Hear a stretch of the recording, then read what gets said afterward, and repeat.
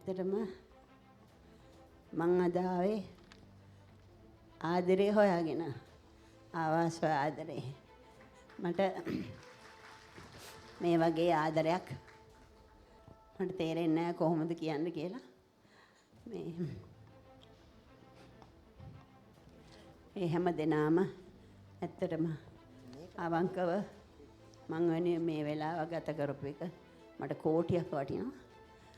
අනේ ගොඩාක් ස්තුතියි ඔයගලන්ට. ඔයගොල්ලෝ මං වෙනුවෙන් මේ අවස්ථාවට සහභාගී වුණාට. ගොඩාක් දේවල් කියන්න ඕනේ. ඒ මොනවා වුණත් මට එක දෙයයි මට කියවෙන්නේ. මට හැමදාම ආදරේ ලැබුණා. ඒ වගේම මමත් ආදරේ දුන්නා. ඉතින් ඒක මං නවත්තන්නේ නැහැ. මං කොහොම හරි ඒ ආදරේ රැක ගන්නවා.